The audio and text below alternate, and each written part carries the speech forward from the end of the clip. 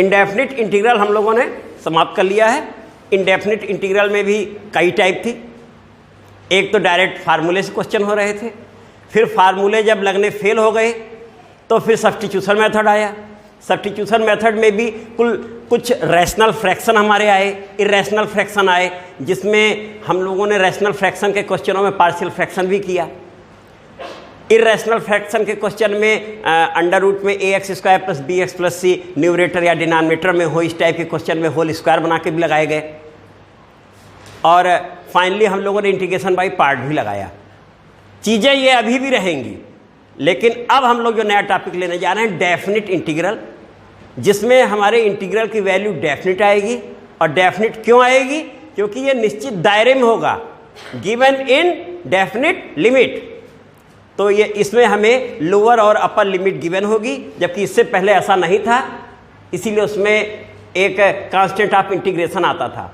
यहाँ क्यों नहीं आएगा, अभी उसका रीजन देख लोगे। तो हमारा है टॉपिक बेटा आज डेफिनिट इंटीग्रल।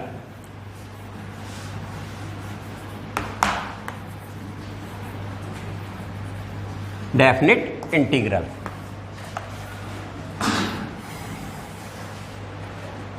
ठीक है बेटा। तो हमारा integration of function f(x) with respect to x ये लिखा जाता था। इस समय ये इंडेफिनिट इंटीग्रल है, क्योंकि हमारे इसमें लिमिट गिवन नहीं है। जो भी आंसर आता था, इसका आंसर हमारा आता था f(x). f(x) डिपेंड करता है कि ये फंक्शन क्या है, उसके अनुसार उसका आंसर को हमने फंक्शन ऑफ x f(x) कह दिया। जो भी हो, वो भी फंक्शन ऑफ x ही होगा, प्लस एक कांस्टेंट ऑफ इंटीग्रेशन आ जाता था। ये इंडेफिनिट इंटीग्रल था। अब इसमें जब ये dx है, x के रिस्पेक्ट में है, तो यहाँ जो लिमिट है ये x = a to x = b। इसे केवल a टू b भी लिख सकते हैं, लेकिन इस समय हमने लिख दिया कि ये a है क्या, x = a टू। इस x = a को हम लोग लोअर लिमिट कहते हैं।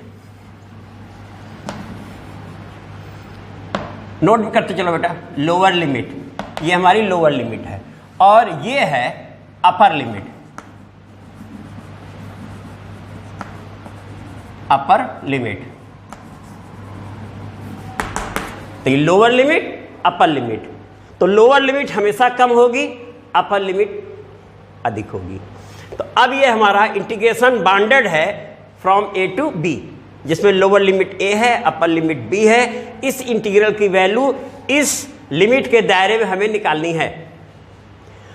तो इस समय ये हमारा आंसर जो आया था, अब हम इसे ऐसे लिख सकते हैं बेटा, यानी आंसर जब आया तो हमने इसे ये लिख दिया, और इस प्लेस पर a that means x = a और b that means s = b। तो सबसे पहले हम लोग अपर लिमिट रखते हैं x के प्लेस पे। तो ये बना बेटा b + c, अपर लिमिट रख दी गई, minus lower limit fa + c। ठीक है बेटा, fb + c minus fa + c। और फाइनली हमें यहां मिला fb - fa। क्या c आया इसमें? c कैंसिल हो गया। इसका मतलब रिजल्ट क्या मिला कि डेफिनिट इंटीग्रल के क्वेश्चन में इस c का कोई औचित्य नहीं है, जबकि वहां हमने कहा था कि वहां लिख भी सकते थे और नहीं भी लिख सकते थे, दोनों स्थितियों में सही है। लेकिन क्योंकि किताब के आंसर में सी लिखा रहता है, तो जांचने वाले ज़्यादा सी पे ध्यान देते हैं, इसलिए सी हमने कहा लिखे रहना वहाँ। वो इंडेफिनिट इंटीग्रल तो है ही, उसमें हम सी लिखें या न लिखें, जब तक उस सी का कोई औचित्य न हो।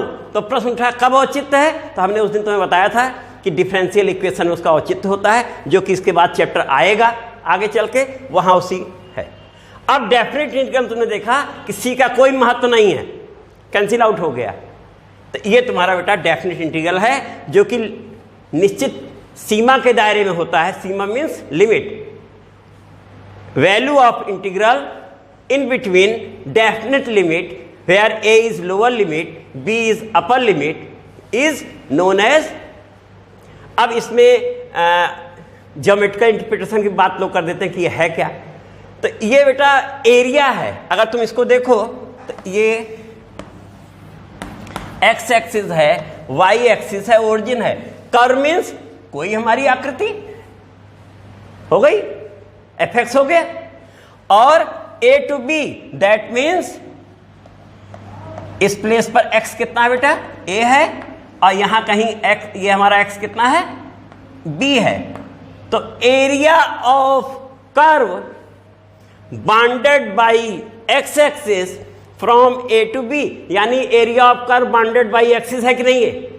तो ज्योमेट्रिकल मीनिंग क्या है कि हमें इस समय एरिया फाउंड हो रहा है इस कर्व से bounded from this limit to this limit, जो कि आगे एक स्पेशल चैप्टर भी आएगा कि एरिया बाउंडेड बाई कर्व।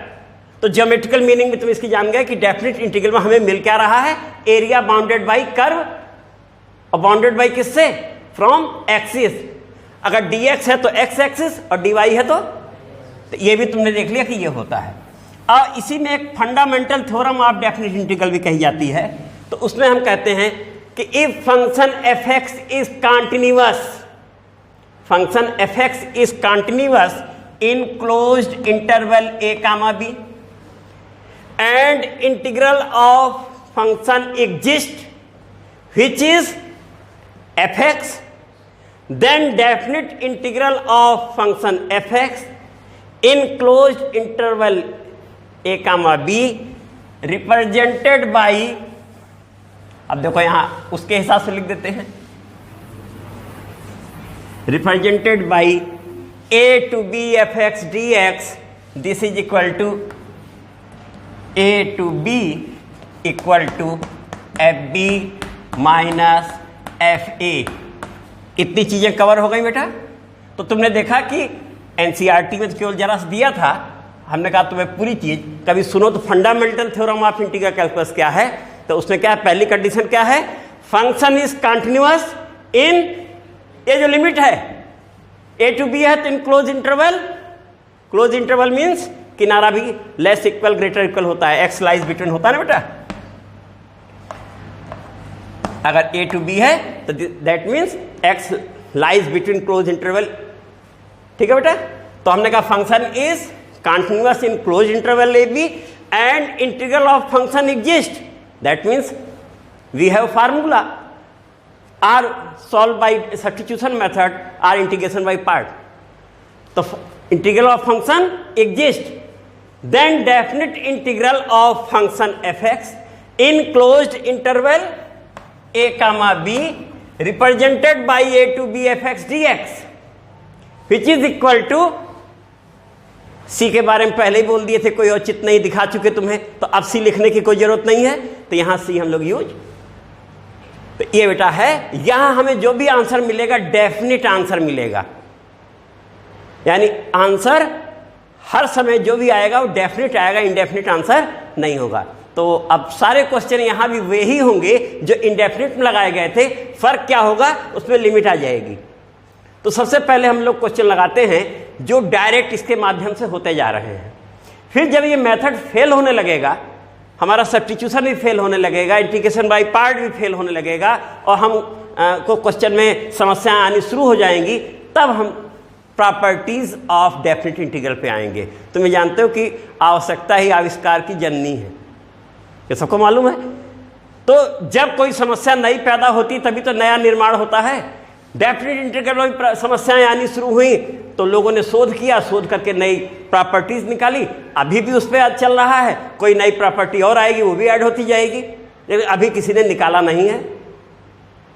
लगे हैं लोग, अब आजकल लोग पेट भरने में ही ज़्यादा लगे हैं, ज्ञान में कम है थोड़ा सा। घंटा देख के पढ़ाई करते हैं और घंटा देख के रिसर्च भी करते हैं, तो इससे नया शोध होने वाला नहीं है। ईमानदारी से अगर कर्मठता से किया जाएगा तो वो भी आगे भी नई थ्योरियां आने लगेंगी। तो बेटा क्वेश्चन लगाया जाए हम लोग इस पे, ये तो समझ आ गया बिल्कुल, सब कुछ वही है, लिमिट है, आंसर आ जाएगा। तो पहला क्वेश्चन बेटा पढ़ना इस पे। हाँ क्या, integral 0 to pi by 6 pi by 6 है, under root 1 minus sign 2x, हाँ पाई होगा, अंडर रूट, अब देखना अभी साइन 2x, ठीक है बेटा, dx। अभी देखना अभी अगर 5 है कि पाई है, अभी क्लियर हो जाएगा। लगाते समय ही क्लियर हो जाएगा। वैसे पाई होगा क्योंकि टेक्नोमेट्रिक फंक्शन है बेटा, है ना। टेक्नोमेट्रिक फंक्शन में या तो डिग्री में हो या पाई में हो तभी वैल्यू दे पाओगे, अदरवाइज एग्जैक्ट वैल्यू नहीं आएगी। साइन में वैसे ही लिख करके हम लोग छोड़ देंगे। देखो सामने आंसर भी देखना। हाँ बेटा ये कितना, इससे हम लिख सकते हैं 0 to π/6 और ये sine square x plus cos square x minus 2 sin x cos x। अब इस समय ये cos x minus sine x का भी होल स्क्वायर है और sin x minus cos x का भी होल स्क्वायर है। तो बेटा क्या लिखा जाए, कौन ज्यादा सही है? cos x minus sine x. तो ये cos x minus sine x whole square under root में है, तो बाहर क्या निकल के आया? cos x minus sine x. ऐसा क्यों बेटा लेते हैं? Sine x minus cos x क्यों नहीं लिया? Since in a minus b, if we have no any, हमें कोई जानकारी नहीं दी गई है कि इसमें से कौन बड़ा है, तो हम हमेशा किसे बोलेंगे? a बड़ा है। तो cos x minus sine x में cos is greater function from sine x. अब ग्रेटर कहां से होता है? इनिशियली देखा जाता है। इनिशियली यानी if angle is 0 degree then value of cos is और value of sine 0 degree is. तो इनिशियली दोनों में कौन ग्रेटर है? तो जिस समय तुलनात्मक अध्ययन होता है उस समय हम इनिशियली देखते हैं। तो initially cos is greater function from sine function, this we take cos first then sine. हाँ इक्वल टू बेटा बोलना। अब इंटीग्रेशन इसमें cos का इंटीग्रल क्या आ गया? sin x आ गया और साइन का माइनस cos, तो माइनस और माइनस प्लस cos x हो गया। ठीक है बेटा। और ये लिमिट कहां से कहां तक? 0 to π/6। ठीक है। अब सबसे पहले क्या रखेंगे? एफ बी रखेंगे। एफ बी हमने रखा तो साइन π/6 प्लस कॉस π/6 बेटा सही है, माइनस एफ ए साइन 0 और प्लस कॉस 0। यही हो रहा क्या बेटा? देखो देख लो सब लोग। अब वैल्यू बोलना, साइन π/6 की वैल्यू कितनी होती है? हाँ 1/2 30 डिग्री, और ये होती है √3/2 और ये माइनस में 0 और प्लस 1। तो फाइनली बेटा कितना बन गया? देखो ये यहाँ इक्वल टू आ जाते हैं। इक्वल टू आया √3/2 और माइनस हाफ हो रहा क्या बेटा? -1 और प्लस, दैट मीन्स √3 - 1। देखो बेटा क्या आंसर है इसका? मतलब लिमिट सही थी ना, मिस प्रिंटिंग थी, अभी लेके परेशान होते। क्यों हमने कहा पाई होगा? क्योंकि टेक्नोमेट्रिक फंक्शन है। हो गया। चलो एक क्वेश्चन ये हो गया बेटा, अगला पढ़ना। हाँ integral 0 to π/2 dx upon a square हाँ b square sine square x. ये क्वेश्चन बेटा एग्जाम में काफ़ी आया हुआ है। तो आगे चल के अभी जब हम लोग प्रॉपर्टीज ऑफ डेफिनेट इंटीग्रल पढ़ेंगे तो ये वहाँ पर थोड़ी सी चेंजिंग के साथ आएगा। क्वेश्चन यही होगा, हल्की सी चेंजिंग हो जाएगी इसमें। लिमिट 0 to π कर देगा और यहाँ x लगा देगा, इतना ही काम करेगा। और ये वहाँ का भी मोस्ट इंपॉर्टेंट क्वेश्चन है। इस समय ये डेफिनेट इंटीग्रल है यानी डेफिनेट आंसर आना है, लेकिन प्रॉपर्टीज नहीं लगने वाली है। प्रॉपर्टी केवल डायरेक्ट सॉल्व कीजिए और लिमिट रखिए। तो अब देखो बेटा इस समय सब्स्टिट्यूशन मेथड के क्वेश्चन के दायरे में है ये। क्या किया जाए बेटा? तुम लोग बोलना, जल्दी बोलो। सेक स्क्वायर से न्यूमरेटर डिनोमिनेटर को प्रोडक्ट कर दिया जाए ना। हाँ तेजी से बोला करो बेटा तुम लोग, तो तुम लोग काफी ज्ञान हो चुका है। a square plus b square tan square x limit 0 to π/2। तो एक क्वेश्चन तो डायरेक्ट वाला हो गया। अब बाई सब्स्टिट्यूशन मेथड पे भी आ गए हैं हम लोग। इस समय सपोजिशन क्या किया जाएगा बेटा? जल्दी बोलो। हाँ let b tan x equal to t। किसको सपोज किया? b tan x को। Then b sec square x dx equal to, that means sec square x dx equal to 1/b dt बना बेटा। तो ये चेंजिंग तो हो गई, लेकिन इस समय ये बताओ बेटा जो लिमिट है जब dx है तो ये x equal to 0 to x equal to π/2 है।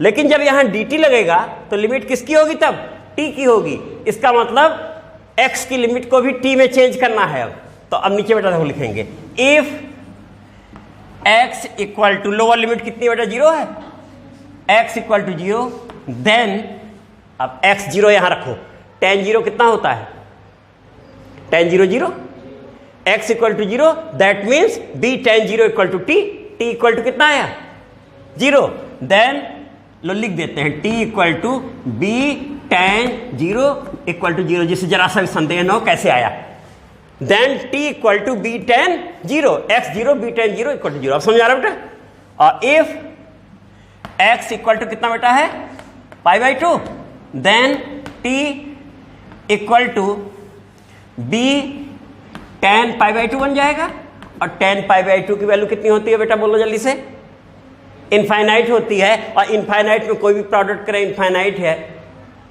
समुद्र में सारी नदियां मिल रही फिर भी उसका लेवल वहीं का वहीं है, पता नहीं चल रहा है ना, तो ये क्या हो गया इनफाइनाइट आ गया। ठीक बेटा, तो अब तुमने देखा कि क्वेश्चन हमारा चेंज होके क्या बना, लोअर लिमिट बन गई जब x 0 था तो t कितना है बेटा 0 है, यहां से देखो x 0 है तो t कितना है, और x π/2 है तो t कितना है इनफाइनाइट। देखो कैसे लिखते हैं लिमिट देख लो, यहां से यहां इस वाले हिस्से पे और इस वाले हिस्से पे, क्लियर है बेटा। और फिर आए sec स्क्वायर dx, जल्दी से देख के बोलो कितना है 1/b, कांस्टेंट बाहर कर देते हैं और dt बन गया बेटा, देखो sec square x dx 1/b dt, ये भी हो गया, और अपान में a square plus t square. अब इसके बाद दोबारा लौटा के उसे रखना नहीं पड़ेगा, जबकि सब्स्टिट्यूशन मेथड में जब डेफिनेट इंटीग्रल डेफिनेट लिमिट नहीं होती थी तो बाद में हमें टी को रखना होता था, यहां चेंज हो गया तो हो गया, अब सीधे ये आंसर देगा। हाँ अगर हम लिमिट चेंज ना किए होते तो चेंज करना पड़ता। ठीक बेटे, तो यहां तक समझ आ गया, नोट हो गया।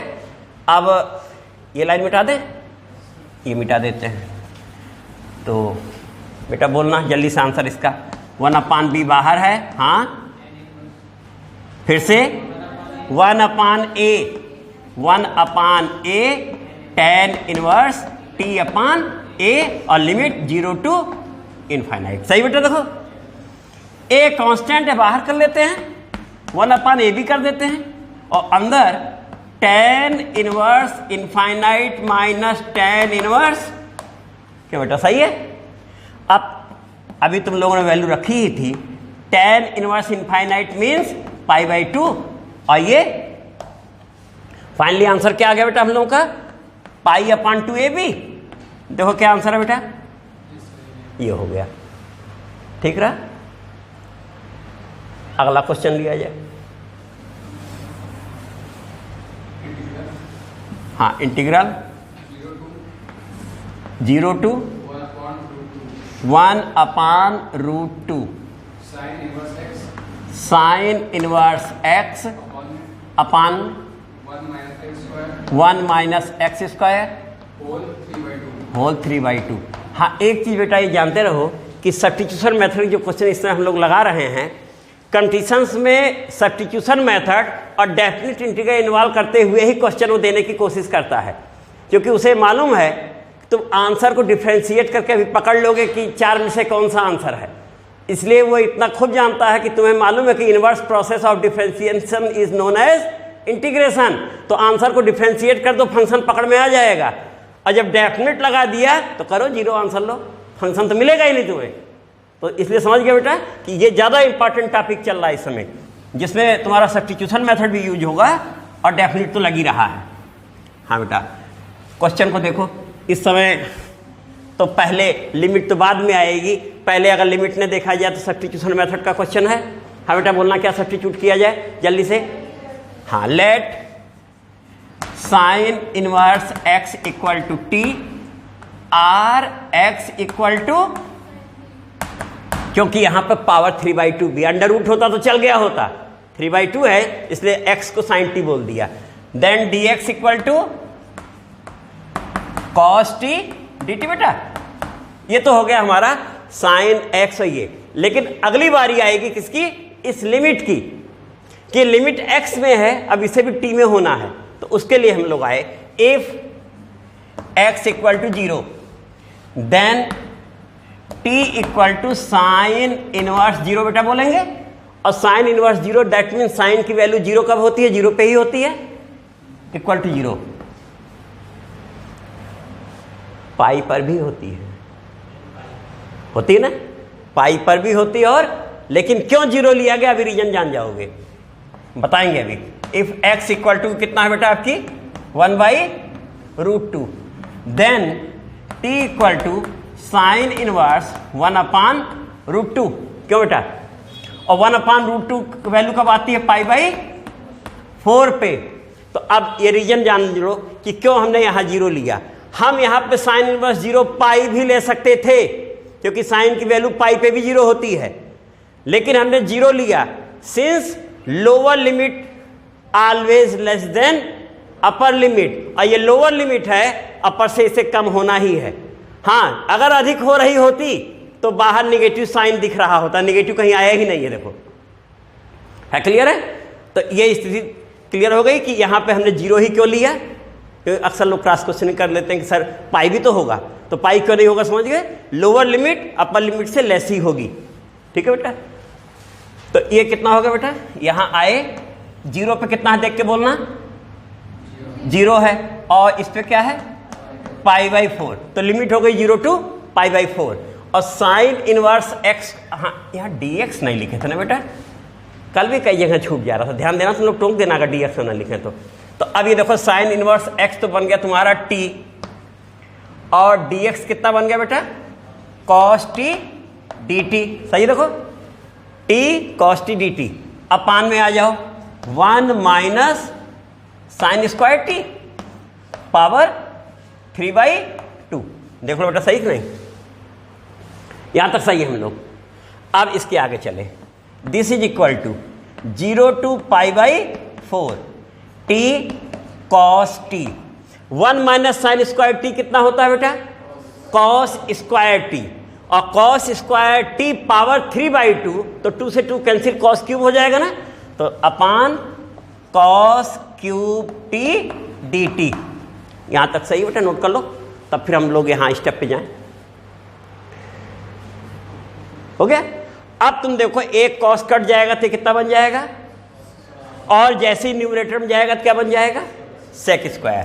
तो इस स्टेप पे हम लोग डायरेक्ट लिखते हैं 0 to π/4 t sec square t dt। कितना बढ़िया क्वेश्चन बन गया, इंटीग्रेशन बाय पार्ट, अभी जो कल हम लोग पढ़ रहे थे। तो ये क्वेश्चन इंटीग्रेशन बाय पार्ट में आ गया। अब इसे इंटीग्रेशन बाय पार्ट से करेंगे हम लोग। तो देखो बेटा, इंटीग्रेशन बाय पार्ट में क्या है? फर्स्ट फंक्शन, अगर दोनों फंक्शन का इंटीग्रेशन हो रहा है तो किसे हम फर्स्ट फंक्शन लेते हैं? एल्जेब्रिक फंक्शन को। और एल्जेब्रिक न होने की दशा में एक्सपोनेंशियल सेकंड होता है, ये बताया गया था, और बाकी आइलेट सिस्टम में तुम लोग देखे हो। तो ये फर्स्ट फंक्शन होगा। तो first function integral second sec square का इंटीग्रल tan, तो ये बना बेटा tan t। चूंकि इतना हिस्सा हो चुका तो इस पे हमने लिमिट लगा दी 0 टू π/4। लिमिट क्या है? 0 टू π/4 ही तो है, माइनस इंटीग्रल ऑफ, तो इंटीग्रल ऑफ फिर वो अपने लिमिट के दायरे में आ गया। कहां से? 0 टू π/4। यहां तो सोल्व हो चुका, लग गई, समझा रहे बेटा? डिफरेंशियल ऑफ फर्स्ट, तो t का डिफरेंशियल 1, t का differential 1, and integral of second into integral of second tan t और dt बेटा। सही देखो, यहां c होता ही नहीं है डेफिनेट इंटीग्रल में। इतना नोट हो गया, इतना नोट कर लो, फिर आगे बढ़े। ठीक है? अब हमने ये स्टेप मिटाया बेटा। तो इसमें तो अपर लिमिट रखते हैं पहले। अपर लिमिट है π/4, और tan π/4 कितना हो गया बेटा? 1, और -0, इसी की वजह से 0 हो गया। tan 0 भी 0 होता है, भी 0, तो f b minus f a आ गया हमारा। और माइनस बेटा इधर, अब तो इसकी जरूरत है नहीं, लिमिट तो यूज हो चुकी है, रखना भी नहीं है दोबारा। माइनस बेटा बोलना इसको tan का log sec t, और लिमिट 0 टू π/4 क्या है बेटा? देख लो, सही है। फिर आगे बढ़े हम लोग, this is equal to π/4 minus अब f b, that means log sec π/4। sec π/4 की वैल्यू √2 माइनस log sec 0। तो log sec 0 मीन्स 1, log 1, और log 1 की वैल्यू कितनी लिख देते हैं, ज़्यादा फास्ट न भागें।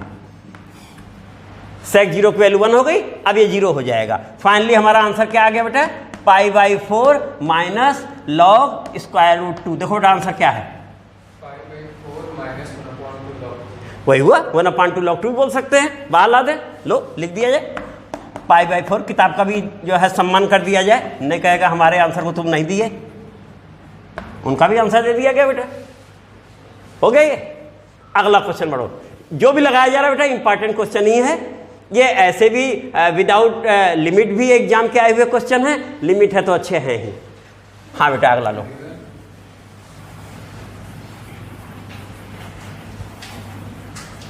हाँ बेटा बोलना, इंटीग्रल 0 to 1 1 माइनस हाँ upon 1 plus x square whole square dx। और बढ़िया क्वेश्चन है बेटा। देखो देख के लगेगा, कुछ लोग कहेंगे पार्शियल फ्रैक्शन करना है, कोई सोचेगा वो वाला है किया जाए, एक जो होता डिवीजन वाला, और सब्स्टिट्यूशन मेथड का बहुत अच्छा क्वेश्चन है। यहां पर तुम देखो, अगर हम इसे डिवाइड करें कितने से, x से, तो ये 1/x स्क्वायर माइनस 1 बनेगा। तो इसे हम लोग बेटा देखो ये भी लिख सकते थे, हमने न्यूमरेटर डिनोमिनेटर को किससे डिवाइड कर दिया, x स्क्वायर से। तो ये कितना बन गया, 1/x स्क्वायर माइनस 1 बन रहा बेटा। और अपान में आए तो अपान में वो x स्क्वायर अंदर क्या बन के जाएगा, अंदर x बन के जाएगा। तो 1/x plus x whole square बन जाएगा। क्या बेटा समझ आ रहा है? नहीं, ये 1/x स्क्वायर को अंदर अगर ले जाएंगे क्या बन के जाएगा, ये अंदर हमारा यही बन के जाएगा ना। देखो, अरे देखो इसका होल स्क्वायर करो यही आएगा। अगर x स्क्वायर से प्रोडक्ट कर दो तो चलो बेटा देखो ये बन गया। और यहां dx। अब देखना इसमें बेटा लिमिट क्या है, 0 to 1। Let 1/x plus x equal to t। तो minus 1/x square plus 1 dx equal to, इसका मतलब हम लोग 1/x स्क्वायर माइनस 1 dx अगर करें तो कितना होगा बेटा, माइनस dt होगा कि नहीं। देखो देख लो, 1/x square minus 1 dx equal to minus dt हो जाएगा। लिमिट की बारी आई तो लिमिट में बेटा क्या होगा, if x equal to 0 then, हाँ देन बोलना बेटा, x equal to 0 then t तो इनफाइनाइट हो जाएगा इसमें। क्यों बेटा, x equal to 0 then t equal to infinite हो रहा है, चलो देखा जाएगा। और x इक्वल टू अगला कितना बेटा, 1 देन t इक्वल टू 2 हो रहा है। क्या 1 पे 2 हो रहा है ना। देखते हैं अब यहां से आए बेटा, इतना नोट हो गया है। This is equal to 1/x square minus 1 dx की वैल्यू तो हुई माइनस dt, ठीक है। अपान ये क्या बन गया, टी स्क्वायर। अपान क्या बन गया, टी स्क्वायर। देखो सही बेटा। और लिमिट देखो, लिमिट जब x 0 है तो t कितनी है, इनफाइनाइट है। और जब 1 है तो, अब तुम कह रहे होगे कि लोअर लिमिट तो अधिक है, अपर कम है, लेकिन ये क्या आया है, अब समझ में आ गया ना।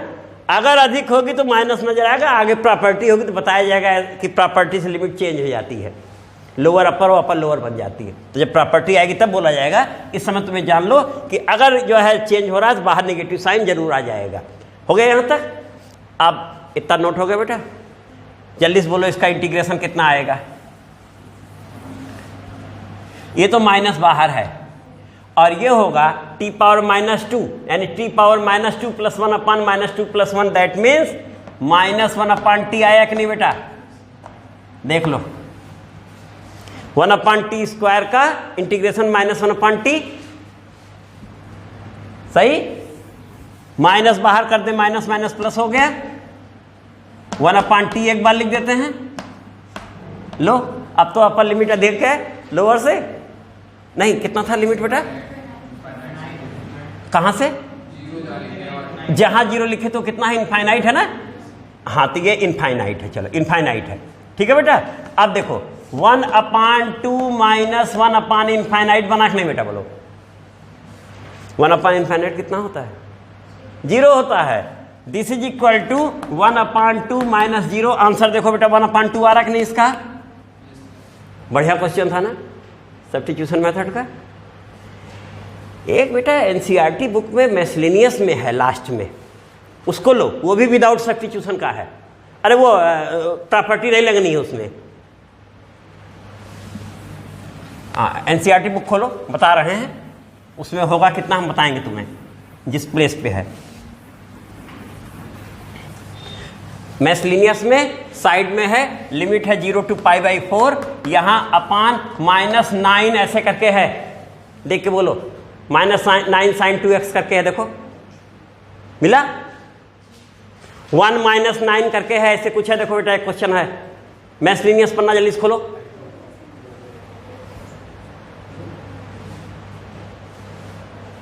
टाइम लगा रहे बेटा ढूंढने में। हाँ बोलो जल्दी से, वही है जो बोल रहे हैं। 0 to π/4 देखो लिमिट सही बोल रहे थे। 0 to π/4 sin x plus cos x upon 9 + 16 sin 2x। बेटा जब लिया जा रहा है तो सारा कवर कर दिया जाए। मिसलेनियस का ये फेमस क्वेश्चन एग्जाम का आया हुआ है, इसमें भी प्रॉपर्टी नहीं लगनी है, ये भी डायरेक्ट सब्स्टिट्यूशन मेथड से होगा। और हमने तुम लोगों को विदाउट लिमिट भी इसको लगवाया है, लिमिट हटा करके। आज लिमिट लगी है तो इसका डेफिनेट आंसर आएगा। हाँ बेटा देखो ये इस समय सब्स्टिट्यूशन मेथड तो है ही। ये क्या लिखा है बेटा? sin x plus cos x किसके डेरिवेटिव में आता है? जल्दी से बोलो। cos x minus sin x में आएगा। इसका मतलब अपान में हमें cos माइनस sin दिखना चाहिए, तभी तो उसे हम सपोज करेंगे तो ये आएगा। हिंट मिल गई? हिंट यहां हमें मिल गई है कि अपान में cos माइनस sin हमें नजर आना चाहिए, तभी हमें ये मिलेगा और सब्स्टिट्यूशन हो जाएगा। तो बेटा आगे चले, देखो जो तुम्हें हमने हिंट दी उसके आधार पर अब आगे बढ़ रहे हैं। π/4 ये sin x plus cos x हमने लिख दिया, ठीक है बेटा। dx भी लिख दिया, अपान में आए 1 - sin 2x कितना होता है? अभी थोड़ी देर पहले स्टार्ट ही वहीं से हम लोगों ने किया था, याद है बेटा? आज पहले क्वेश्चन की शुरुआत जहां से किए थे 1 - sin 2x कितना लिखे थे बेटा? cos - sin होल स्क्वायर लिखे थे। तो हमने इसे बेटा पहले लिख दिया 1 - sin 2x लिख तो दिया, लेकिन ये था कितना? sin 2x था, और वो भी कितना था? 16 था। तो 16 और 1 - sin 2x, तो 16 sin 2x तो कवर हो रहा है, लेकिन वो भी माइनस में नहीं है, किसमें है? इसका मतलब बाहर क्या चाहिए? अब देखो -16 + 16 sin 2x बन गया। -16 + 16 sin 2x तो हम लोग सेट कर ले गए, बाकी तो अब डिजिट वाला मामला है, वो तो सेट हो जाएगा। ये था कितना? हम अपने मन से कितना लाए हैं? -16 अपने मन से लाए हैं, तो +16 कर देते हैं। गलती कर गए, दे दिए उन्हें, तो वो हटाओ, इसको तो हटा देते हैं +16 करके। लेकिन वो इसके साथ मिलके कितना बन गया बेटा? 25 बन गया। क्वेश्चन सेट हो गया बेटा। देखो अब अगले स्टेप में आ रहे हैं, इतना नोट हो गया बेटा। अगले स्टेप में जैसे ही आए, ये बन गया 0 to π/4 sin x plus cos x dx upon 25 - 16 cos x minus sin x whole square. बेटा देखो बन गया, बन गया ना। अब अगर हम इसे t सपोज करेंगे तो dt हो जाएगा हमारा। हाँ निगेटिव आएगा तो आएगा, क्या फर्क पड़ा, निगेटिव बाहर हो जाएगा। इतना नोट कर लो बेटा, तब आगे चलें हम लोग। ये लाइन क्लियर हुई? -16, तो अपने मन से फिर +16 किया, वो न्यूट्रलाइज हो गया, जिसके कारण ये 25 बन गया, ये आ गया। पहला क्वेश्चन ही आज यही शुरू हुआ था, इसलिए ये भी बहुत हिंट करने की जरूरत नहीं, आराम से हो गया। लिखे बेटा, तो let cos x minus sine x equal to t. ये बना बेटा माइनस साइन x और minus cos x dx equal to कितना बन गया बेटा? दैट मीन्स दोनों में से माइनस कॉमन हो रहा है ना, तो that means cos x plus sign x, जरा किताब वाले का सम्मान करते हुए, जैसे नहीं साइन प्लस कॉस ही है ना, sine x plus cos x dx इनके में था, तो इक्वल टू कितना बन गया बेटा? माइनस। अब बारी आई लिमिट चेंज करने की बेटा, लिमिट में आओ। If x equal to 0, if बेटा दिखाई दे रहा है नहीं, देखो x इक्वल टू 0, देन जब 0 होगा तो t equal to cos 0 minus sine 0। अब नहीं लिखना है पूरा, cos 0 1 sine 0 0, that means then t equal to कितना आ गया बेटा? 1 आया कि नहीं? कास 0 माइनस साइन 0, 1 माइनस 0 1 आ गया। और इफ x इक्वल टू कितना बेटा? Pi by 4, then cos pi by 4 भी 1 अपॉन रूट 2 और साइन पाई बाई 4 भी 1 अपॉन रूट 2। वैल्यू कितनी आ गई? t equal to 0। ठीक है बेटा, लिमिट बन गई। अब इतना नोट कर लो, तो हम इस स्टेप पे लिखें, तब नोट हो गया। अब इस स्टेप पे आ गए। ये एग्जाम में बेटा आ चुका है, 4 मार्क्स में आया हुआ क्वेश्चन है, इसीलिए वो याद आ गया कि मिसलिनियस वाला ले लिया जाए। हाँ, ये जब 0 है तो लिमिट कितनी बेटा? देख के बोलो तो 1 है, और जब पाई बाई 4 है तब कितनी है? जरा देखो, अपर लिमिट कम हो गई, लोअर, तो माइनस आ गया है कि नहीं आ गया है? आ गया ना बेटा, तो बाहर माइनस आया है, क्योंकि ये माइनस dt है। तो हमने तुम्हें बताया कि अगर निगेटिव होगा तभी ऐसी स्थिति आएगी। अपान में बेटा बोलना 25। हाँ, एक चीज बेटा थोड़ी सी कमी रह गई है, अगर उसको भी दूर कर ले तो ज़्यादा अच्छा रहता। हम लोग ये कितना है? 16 है ना, तो यहाँ 4 लगा देते हैं बेटा। देखो ध्यान से देखो, 4 cos x minus sine x equal to, और ये 4 बाहर हो जाएगा अभी, सही है, तो ये हो जाएगा dt अपॉन 4 हो जाएगा। लिमिट की बारी आ रही है, उसको भी देख लेते हैं। तो लिमिट जब 0 लेंगे तो ये कितना हो जाएगा बेटा? 4 हो जाएगी क्या? ये 4 हो जाएगी, cos 0 1 और 4 इंटू 1 4 हो जाएगा, और उस पर तो 0 ही होगी। तो ये काम भी कर लें तो और आसान हो जाएगा। समझ आ गया बेटा हमने क्यों ऐसा किया? जिससे ये सीधे सीधे टी स्क्वायर बन जाएगा। तो अब तुम देखो ये कितना बना? 25 माइनस टी स्क्वायर बन गया बेटा ना, क्योंकि 4 cos x minus sine x को हमने टी सपोज किया है। अब जरा ये लिमिट बोलना कितना था बेटा? ये 4 थी ना, लिमिट चेंज हुई केवल, बाकी तो सब ऐसे ही है, केवल लिमिट में 1 की जगह 4 आ गया, वहां 4 आते ही। समझ आ रहा बेटा सबको? और अदरवाइज फिर वही कोफिशिएंट अपान में लाना पड़ता हम लोगों को। मिटाएं? चलो इसके आगे बेटा अब तो बहुत सिंपल है, इंटीग्रल है, फार्मूला इसका है, माइनस बाहर है 1/2a। क्यों बेटा? ये ना है? वो नहीं लिखे हैं क्या? चलो हाँ, वो पहले वाले चक्कर में छूट गया था बेटा ना। -1/4 भी है dt, ये देखो ये यहाँ लिखे हैं ना dt/4, तो -1/4 dt। ठीक है बेटा ना, तो वो -1/4 बाहर आ गया, और ये बेटा बना हम लोगों का 1/2a। 2 और a कितना बेटा? 5 है, क्योंकि 25 है a square, log a plus T यानी 5 plus T upon 5 minus T, क्या बेटा? और लिमिट 4 to 0। क्यों? ठीक लिखे बेटा, देखो चलो यहां तक हो गया। दिस इज इक्वल टू, अब तुम देखो ये 10 है तो -1/40 लिख देते हैं, बाहर कर लेते हैं, है ठीक है। अब अंदर हम लोग आए तो पहले अपर लिमिट 0 है, तो 0 रखेंगे, तो log 5 प्लस 0 5 माइनस 0 log 1, चलो log 1 लिख देते हैं, log 1 0 हो जाएगा, और फिर minus log 5 plus 4 that means 9 और अपान 1। समझ आ रहा है बेटा?